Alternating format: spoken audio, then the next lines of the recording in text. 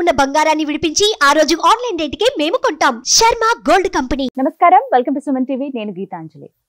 శ్రావణ మాసం ఆగస్టు 9వ తారీఖున నాగుల పంచమి. ఈ సందర్భంగా నాగుల పంచమి విశిష్టత, అలాగే ఆ రోజున ఎటువంటి పూజా విధానాన్ని మనం ఆచరించాలి, ఎటువంటి నియమాలు మనం పాటించాలి, మరీ ముఖ్యంగా ఏ దైవారాధన చేయాలి, వీటి గురించి వివరాలు తెలుసుకుందాం. ప్రస్తుతం మనతో పాటు ఉన్నారు ప్రముఖ జ్యోతిషులు బ్రహ్మశ్రీ నందిభట్ల శ్రీహరి శర్మ గురువు గారు. వారితో మాట్లాడి మరిన్ని విషయాలు తెలుసుకుందాం.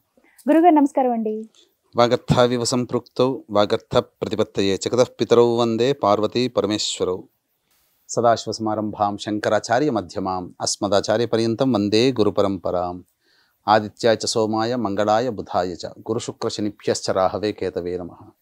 శృంగేరి పీఠాధిపతులకి, కంచి పీఠాధిపతులకి నమస్కారములు తెలియజేసుకుంటూ కార్యక్రమాన్ని ప్రారంభిద్దాం.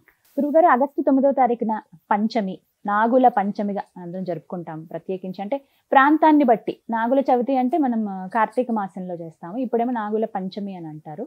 ముందుగా ఆ వ్యత్యాసం ఏమిటో చెప్పండి. దాంతోపాటుగా ఆ రోజున పూర్తిగా ఉందండి పంచమి తిథి.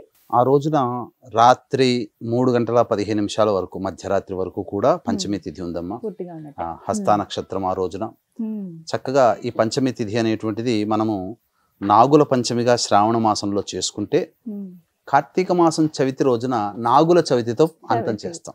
అంటే నాగుల చవితితో సమాప్తం అవుతుంది. అంటే అప్పటికి మనకు ఇంతకుముందు వీడియోలో చేసుకున్నాం. తొలి ఏకాదశి రోజున విష్ణు భగవానుల వారు శయనానికి వెళితే, ఉత్థాన ఏకాదశి రోజున కార్తీక మాసంలో వచ్చే శుక్ల ఏకాదశి రోజున నిద్ర మేల్కొంటాడు. అంటే అప్పటి వరకు కూడాను విష్ణు సంబంధమైన ఆరాధన, ఈశ్వర సంబంధమైన ఆరాధన చేస్తాం. కానీ ఈ నాగుల పంచమి రోజున నాగదేవతారాధనని ప్రారంభించి కార్తీక మాసంలో చవితి రోజున సమాప్తం చేసేటువంటి దాన్ని, ఇది కూడా ఒక వ్రతం కిందనే. అందుకనే పంచమికి ప్రారంభించి చవితికి సమాప్తం చేస్తున్నాం. అంటే పంచమి వెనకాల చవితే కదా, చవితి తర్వాత పంచమి కదా.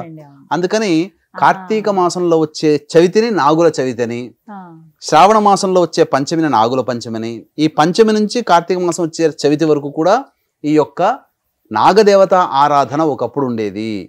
పూర్వకాలంలో ఒక నియమంగా 4 నెలల పాటు పూజించేవాళ్ళు. కానీ కాలక్రమేణా ప్రారంభించే దానిని, ముగించే దానిని మాత్రమే పండుగల రూపంలో మనం కొలుచుకుంటూ వస్తున్నాం. అసలు చేయాల్సింది శ్రావణ మాసం పంచమి నుంచి మొదలుకొని కార్తీక మాసం చవితి వరకు పూజ చేయాలి. అందుకే కార్తీక మాసంలో దాని నాగుల చవితి అని, దీని నాగుల పంచమి అని అంటారు. అయితే ఇప్పుడు 9వ తారీఖున వస్తున్నటువంటి ఈ నాగుల పంచమి, అసలు నియమాలు ఏంటండి, విధి విధానాలు, ఏ పూజని ఆచరించాలి, ఎలా చేసుకోవాలి, ఎవరెవరు ఆచరించవచ్చు, వీటి గురించి వివరించండి. తప్పకుండానమ్మా. అసలు ఈ యొక్క నాగుల పంచమిని గరుడ పంచమి అని కూడా అంటారు. అంటే ఈ నాగుల పంచమిని ముఖ్యంగా నాగదేవత ఆరాధనలో భాగంగా చేస్తారు.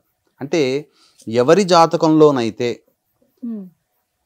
సంతానము ఉండదో, అంటే జాతకంలో తెలుస్తుంది, ఎవరికైతే సంతానం కలగకుండా ఉంటారో అటువంటి వారు ఈ నాగదేవత ఆరాధన చేయడం వల్ల, అంటే ఈ 4 నెలల పాటు నాగదేవత ఆరాధన చేయడం వల్ల, కార్తీక మాసం వచ్చేంత వరకు చేయడం వల్ల తప్పకుండా సంతానం కలుగుతుంది. అందుకనే మీరు గమనించుకున్నట్లయితే ఇది చాలామంది డాక్టర్ దగ్గరికి, ఫెర్టిలిటీ డాక్టర్ దగ్గరికి వెళ్తారు, టెస్టులు చేయించుకుంటారు. డెడ్ సెల్స్ ఉన్నాయండి అని చెప్పి మగవాళ్ళకి చెప్తారు. అండము సరిగా విడుదల కావట్లేదని ఆడవాళ్ళకి చెప్తారు. ఫైబ్రాయిడ్స్ ఉండడం ఇట్లా చెప్తుంటారు. ఇవన్నీ శరీరాంతర్గతంగా వచ్చే దోషాలు. ఇటువంటి దోషాలు కూడా ఈ యొక్క పూజా కార్యక్రమం చేసుకోవడం వల్ల శరీరంలో యాక్టివ్గా ఉండే సెల్స్ వస్తాయి. అలాగే ఎందుకనంటే వైద్యం తప్పకుండా తీసుకోవాలి. వైద్యం తీసుకోకుండా గాలిలో దీపం పెట్టమని కాదు, కానీ వైద్యం తీసుకుంటూ మనం ఈ దేవతారాధన చేస్తే ఫస్ట్ అటెంప్ట్లోనే పాస్ అయిపోతాం. ఇది కాబట్టి ఈ దేవతా ఆరాధనలో భాగంగా దీనిని గరుడ పంచమి అని, నాగ పంచమి అని అంటారు. అంటే ఏంటనంటే ముఖ్యంగా పూర్వకాలంలో ఈ యొక్క నాగుల పంచమి రోజున ఎవ్వరు కూడా పొలము దున్నడం అనేటువంటిది చేయకుండా ఉండేవారు. ఎందుకనంటే కలుగులో దాక్కున్నటువంటి సర్పములు ఈ యొక్క నాగలి చారులకి తగిలి చనిపోయేటువంటి సందర్భాలు. అందుకని ఆ రోజున నాగదేవతని సంహరించకూడదు అనే ఉద్దేశం ప్రకారం ఆ రోజున రైతులు కూడా పొలం దున్నారు నాగపంచమి రోజున. అంటే దీనికి సంబంధించినటువంటి గాథ కూడా ఒకటి ఉందమ్మా. పూర్వకాలంలో మణిపురం, ఇప్పుడు మనం అనుకునే మణిపూర్, గౌడ బ్రాహ్మణుడు ఒకరోజు ఇదే నాగుల పంచమి రోజున పొలం దున్నుతూ తన యొక్క నాగలి చారలకి తగిలినటువంటి పాము పిల్లలు ఉంటాయి కదా, ఆ పాము పిల్లలు చనిపోయాయి. చనిపోయిన తర్వాత అతను ఏమీ తెలియకుండా ఇంటికి వచ్చి కూర్చున్నాడు.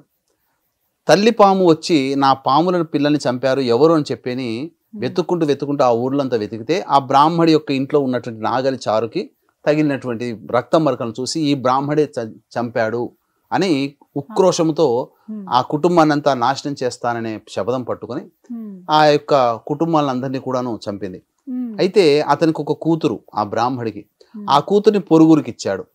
అయితే తను తీసుకున్నటువంటి మాట ప్రకారం కుటుంబాన్ని సంహరించాలి కదా, అందుకని ఆ మిగిలినటువంటి ఆ కూతురుని కూడా చంపుదామని చెప్పి వెళితే, కాటేద్దామని వెళితే ఆ సమయానికి ఆ రోజున ఆ అమ్మాయి నాగదేవత ఆరాధన చేస్తుంది. నాగదేవత ఆరాధన చేస్తున్నంతసేపు అదంతా చూస్తూ విని చక్కగా సంతృష్టి చెంది ఆమెను ఏమి చేయకుండా ఉంటుంది. అంతటా ఎందుకమ్మా నీవు వచ్చావనంటే అప్పుడు జరిగిందంతా చెప్తుంది. మీ తండ్రి గారు ఇలా చేశారు, మొత్తం నీ కుటుంబాన్ని సంహరించారంటే చాలా బాధపడుతుంది. నేను నిన్ను ఎంతో ప్రాధేయపడుతున్నాను, కొలుస్తున్నాను కదా, నా కుటుంబాన్ని బ్రతికించుకునే వరం ఇవ్వము అంటే అప్పుడు ఆ నాగదేవత ఒక అమృత భాండాన్ని ఇస్తుంది. ఇచ్చి మీ యొక్క ఆత్మ బంధువులు అంటే తల్లిదండ్రులు అన్నయ్యలు ఉంటారు కదా, వాళ్ళ శరీరం మీద చల్లమ్మ, వాళ్ళు జీవిస్తారు అనగానే పొరుగున మళ్ళీ ఆ ఊరికి తండ్రి గారి ఊరికి వెళ్ళిపోయి అక్కడ ఇంట్లో ఉన్నటువంటి అందరి శవాల మీద చల్లిన తర్వాత వాళ్ళు పునర్జీవితులు అవుతారు. దీన్ని దృష్టిలో పెట్టుకొని ఆ రోజు నుంచి కూడా ఈ యొక్క నాగదేవత ఆరాధన అంటే పునర్జీవితాన్ని పొందినటువంటి రోజు కాబట్టి నాగదేవత ఆరాధన విధిగా చేసేవాళ్ళు. దీనికి గరుడ పంచమి అని కూడా ఒకటి ఉందమ్మా. అంటే గరుడుకి సంబంధించినటువంటిది. అనగా ఈ కశ్యప మహామునికి దితి, అదితి, వినత, కద్రువ అనేటువంటి యొక్క భార్యలు ఉన్నారు. వినత భార్య సంబంధించినటువంటి సంతానముగా అనూరుడు, గరుత్మంతుడు. ఈ అనూరుడు ఏమో సూర్యుని యొక్క రథసారథి అయ్యాడు, గరుత్మంతుడు పుట్టాడు. అయితే వీరి పుట్టుకకు ముందు అంటే వీరు చిన్నతనంలో ఉండగానే వినత, కద్రువ అందమైనటువంటి సంతానం కలిగింది. ఎప్పుడు ప్రేమంతా కూడా వినత మీద చూపుతున్నాడు అని చెప్పి ఈ కద్రువ ఏం చేసిందంటే అసూయతో ఎలాగైనా కానీ దాసి చేసుకోవాలని అనుకున్నది వినతని, అనగా అక్కని.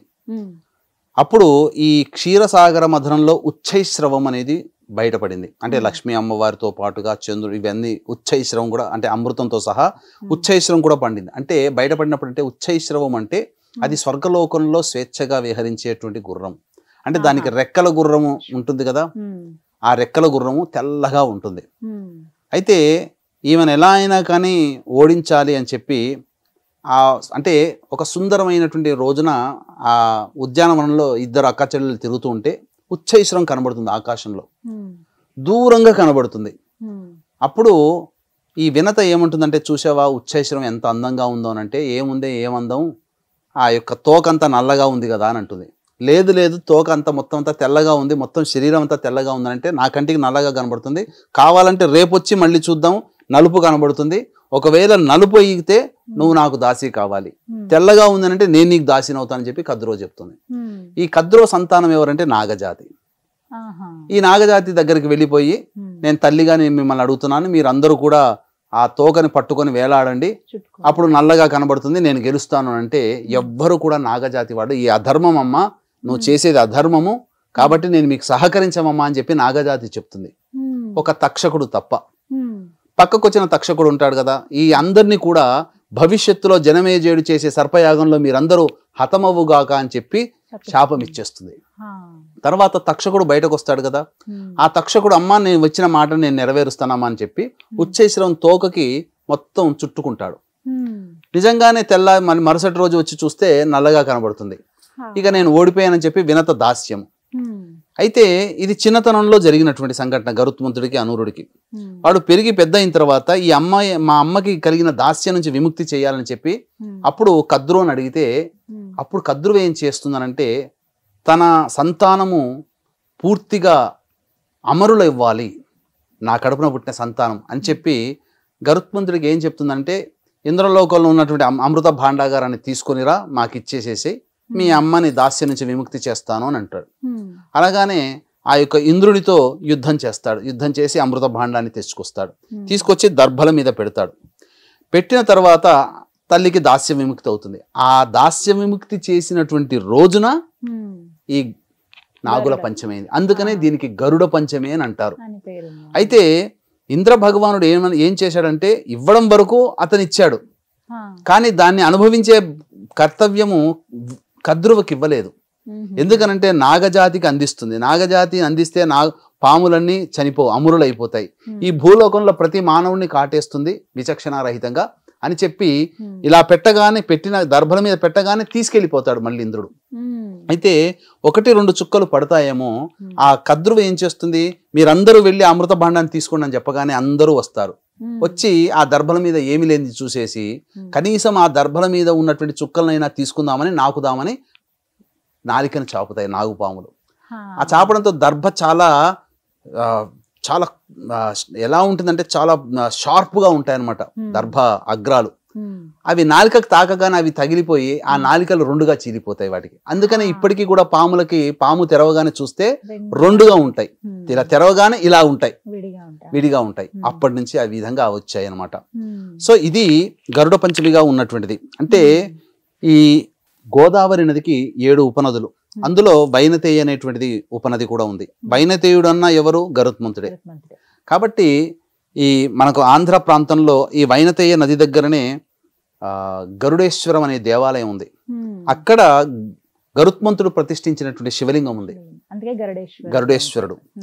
కాబట్టి ఇంకొక కొన్ని పురాణాల ప్రకారం ఏంటంటే ఈ యొక్క గరుత్మంతుడికి ఈ నాగుపాములకి మధ్య యుద్ధం జరుగుతుంది. ఎందుకంటే వీరిద్దరు కూడా దాయాదులు కదా, అక్క చెల్లెల పిల్లలు కదా. ఏమవుతుంది, వీళ్ళిద్దరికి యుద్ధం జరిగితే తక్షకుడు గెలుస్తాడు, నాగజాతి గెలుస్తుంది, గరుత్మంతుడు ఓడిపోతాడు.